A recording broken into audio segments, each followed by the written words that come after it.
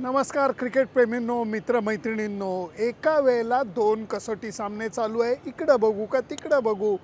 फोनमध्ये मी सतत Ashes taste match बघत होतो. मैदानावरती समोर भारत विरुद्ध दक्षिण आफ्रिका सामना चालू होता. दोन्ही सामन्यांची रूपं वेगळी होती. त्याच्यामधल्या भारताच्या सामन्याबद्दल जास्त बोलणार आहे, परंतु ॲशेस कसोटी सामन्याच्या पहिल्या म्हणजे जो काही धमाका झालेला आहे त्याच्याबद्दल बोलणं राहवत नाही, म्हणून त्याच्याबद्दलही थोडंसं शेवटी बोलणार आहे. अजिबात कुठेही जाऊ नका, बघत राहा तुमचा आवडता कार्यक्रम सुनंदन लेले क्रिकेट अँड बियॉन्ड. नाणेफेकीला महत्त्व असतं. टेस्ट मॅचमध्ये नाणेफेकीला महत्त्व असतं. खास करून जेव्हा तुम्ही भारतीय उपखंडात खेळत असतात तेव्हा हे महत्त्व अजून वाढत जातं. आणि भारताच्या नशिबात नाणेफेक जिंकणं काही नाही आहे. कप्तान बदलून बघितला, मैदान बदलून बघितलं, निर्णय तोच लागतो आहे. समोरची टीम नाणेफेक जिंकते आणि त्यांना पाहिजे ते करते. आजही तसंच झालं की ऋषभ पंत पहिल्यांदा फुलफ्लेज भारताचा कप्तान म्हणून मैदानात उतरला. त्याला वाटलं कदाचित ह्याच्यामुळे आपलं नशीब थोडंसं बदलेल, नाणेफेकीचा कौल आपल्या बाजूने लागेल. तसं झालेलं नाही आहे. टेम्बा बहुमानी नाणेफेक जिंकली आणि अर्थातच अपेक्षेप्रमाणे त्यांनी फलंदाजी स्वीकारली.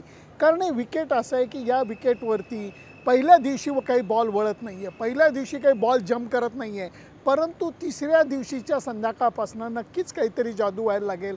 त्यामुळे कुणीही कप्तान तेच करणार. दोन्ही संघांमध्ये थोडे थोडे बदल झाले. भारतीय संघाने साई सुदर्शनला संधी दिली आणि नंतर नितीश कुमार रेड्डीला का घेतलं अजिबात कळलं नाही. अक्षर पटेलला बाहेर काढलं, नितीश कुमार रेड्डीला घेतलं. नितीश कुमार रेड्डी ह्या मैदानावरती या खेळपट्टीवरती असे काय दिवे लावणार होता हे मला अंदाजाच्या दृष्टीने कळलं नाही. त्यामुळे तो निर्णय काय मला पटलेला नाही आहे. आणि दक्षिण आफ्रिकन संघाने या खेळपट्टीवरती बॉल नंतर वळू शकेल. गेल्या सामन्यामध्ये ते 2 स्पिनर घेऊन खेळले म्हणून मुथुसामीला त्यांनी संघामध्ये घेतलेलं आहे. त्यामुळे सगळे निर्णय जरा मजेदार वाटले. आणि त्याच्यानंतर जेव्हा मार्करमचा 4 धावांवरती के.एल. राहुलनी सोपा झेल सोडला तेव्हा अक्षरशः पोटात गोळा आला की अरे बाबा, या खेळपट्टीवरती बुमराला जर का सुरुवातीला कोणाला बाद करता आलं तर त्याचा डंख अजून वाढतो, त्याची धार अजून वाढते. परंतु तसं झालं नाही, कारण मार्करमनी एकदम शांत सुस्वभावी खेळी केली. रिकल्टननी त्याला मस्त झकास साथ दिली आणि दोघांनी हळूहळू धावसंख्या वाढवायला सुरुवात केलेली होती.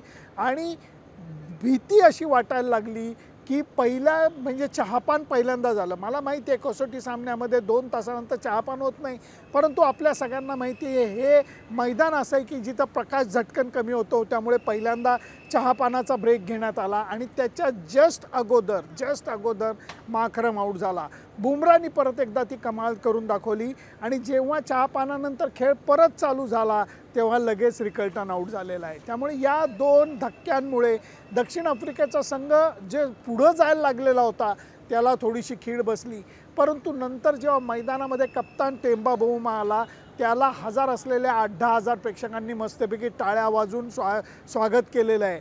संयोजकांनी सांगितलं होतं 19,000 तिकीटं विकली गेलेली आहेत. ते चित्र काही दिसलेलं नाही आहे. त्यामुळे मैदान सुंदर दिसतं, आजूबाजूचा परिसर सुंदर दिसतो, परंतु प्रेक्षकांचा तेवढा प्रतिसाद नाही आहे. आणि जायचे रस्ते वगैरे म्हणजे अचाट केओस आहे, गोंधळ आहे नुसता. काही मी सांगू शकत नाही, परंतु ते तक्रार करण्याची गोष्ट नाही. टेम्बा बहुमानी 3ऱ्या क्रमांकावरती स्टब्सला बॅटिंगला पाठवलेलं होतं. त्याच्यावरती दक्षिण आफ्रिकन संघ व्यवस्थापनाचा एक डोळा आहे, त्याच्यावरती एक प्रकारचा विश्वास आहे, म्हणून त्याला ती संधी दिली गेली.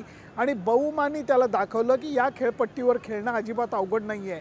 सहज सुंदर तो खेळी करत होता. फक्त एकदा जडेजाच्या बॉलिंगवरती तो पायचीत असल्याचा जो निर्णय पंचांनी नाबाद दिला, तो का नाबाद दिला मला कळलं नाही. आणि जेव्हा थर्ड अंपायरकडे गेला तेव्हा हॉकायला जो बॉल पडून सरळ जात होता तो हॉकायला आर्मरसारखा पडून तिकडे जातो आहे असं का वाटलं मला कळलेलं नाही. कारण जडेजा सकट सगळी इंडियन टीम अक्षरशः अशी डोकं धरून बसली होती की अरे हे काय दाखवत आहेत, हॉकायला नक्की झालं आहे काय. टेम्बा बहुमा आणि स्टब्सनी परत एकदा छान भागीदारी केलेली होती आणि या छान भागीदारीमध्ये त्यांचा जम बसलेला होता. 2-2 4 तासाचा जेव्हा खेळ संपला तेव्हा लंच ब्रेक घेतला गेला आणि त्या लंच ब्रेकला सुस्थितीत होती दक्षिण आफ्रिकेची टीम. आणि त्याच्यानंतर लंचला मला वाटतं त्यांनी काही ना काहीतरी खाल्लेलं असावं, कारण नशिबाचे फासे थोडेसे बदलले. भारतीय बॉलर्सनी उचल खाल्ली आणि ह्याच्यामध्ये कौतुक करायला लागेल कुलदीप यादवचं, कारण कुलदीप यादवनी आज थोडासा धोका पत्करून ट्रॅडिशनल स्पिन बॉलिंग केली.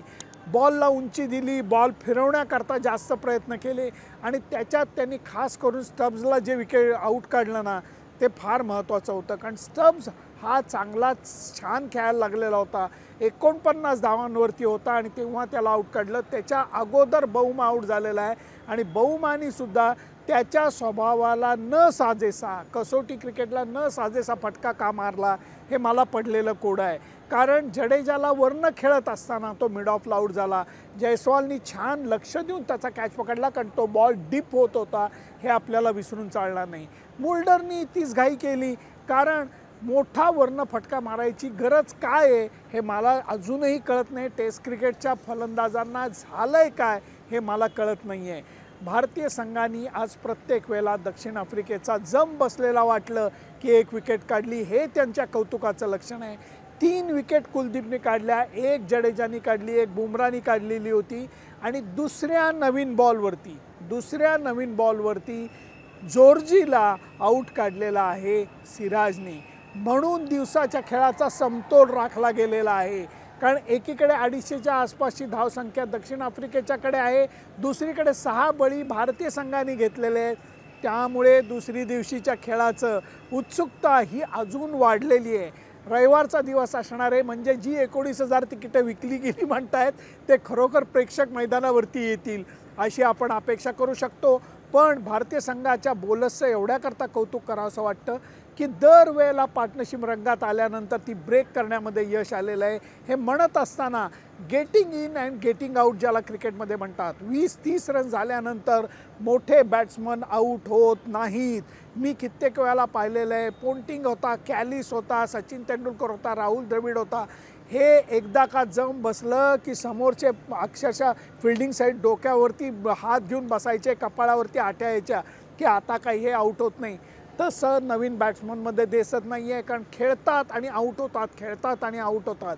ही गोष्ट खटकणारी आहे असं स्वतः रायन टेंडुस्काटेनी सुद्धा बोलून दाखवलं आणि त्याच्यातनं जाता जाता त्यांनी हे सांगितलं, भारतीय फलंदाजांना ह्याच्यातनं खूप काही शिकणार काय. स्टब्ससुद्धा हे म्हणाला की आम्हा फलंदाजांना ही गोष्ट अजिबात आवडत नाही. 20-30 रन्स करून आऊट होणं हे कुठल्याही फलंदाजाच्या दृष्टीने चांगलं लक्षण समजलं जात नाही. त्यामुळे आता प्रश्न परत शेफ्टीचा राहणार आहे. 6 फलंदाज आऊट झालेत. आत्ता त्यांचा विकेट किपर आणि मुथुस्वामी खेळत आहेत. नवीन बॉल जो आहे तो खरोखर दुसरा नवीन बॉल नवीन असणार आहे. ताज्या हवामानामध्ये ताज्या शरीराला घेऊन बुमरा आणि सिराज काय परिणाम साधतात हे बघायला मी मैदानावरती येणार आहे. उरलेले 4 फलंदाज लवकर बाद करता आले.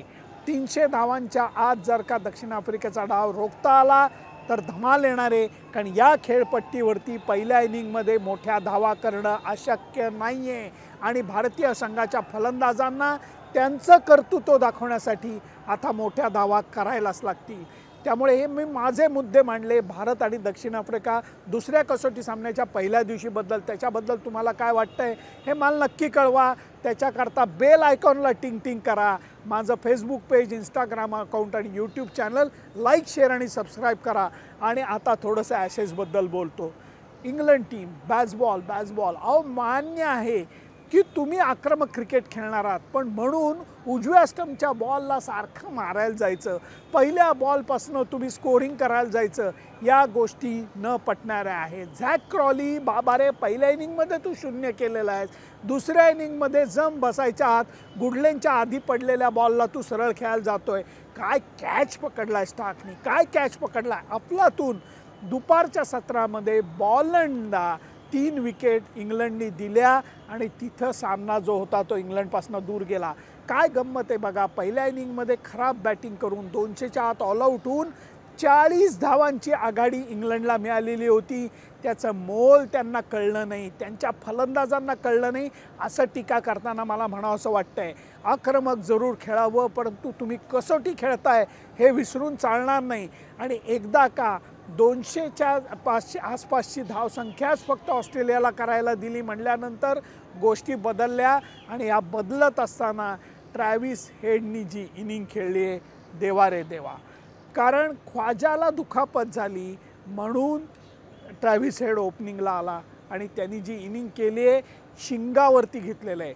इंग्लिश बॉलरला त्यांनी शिंगावरती घेतलं आहे आणि फोडून काढलेलं आहे. टेस्ट क्रिकेटमध्ये अशी इनिंग बघायला मिळणं हे लाजवाब लक्षण समजलं जातं. याच मैदानावरती गिलख्रिस्टने अशीच तोडफोड इनिंग खेळलेली होती 2000 साली. 25 वर्षानंतर आज याने ट्रॅव्हिस हेडनी तशीच इनिंग खेळलेली आहे. रन बॉल कसला हो, 50-60 बॉलमध्ये त्यांनी 120 धावा केल्या आहेत आणि ऑस्ट्रेलियानी 2 विकेट गमावून पहिली टेस्ट जिंकलेली आहे. कधी? जेव्हा हेझलवूड नाही, जेव्हा कमिन्स नाही, जेव्हा ख्वाजा फिट नाही, जेव्हा पहिल्या इनिंगमध्ये 40 धावांची आघाडी गेलेली आहे. मी तर म्हणेन इंग्लंड संघाने भली मोठी संधी गमावलेली आहे. हे म्हणत असताना मी एक परत नंतर वेगळा व्हिडिओ करणारच आहे. कधी मी तुम्हाला आत्ता सांगत नाही, परंतु आर्ट ऑफ बॅट्समनशिपला नक्की धक्का लागलेला आहे.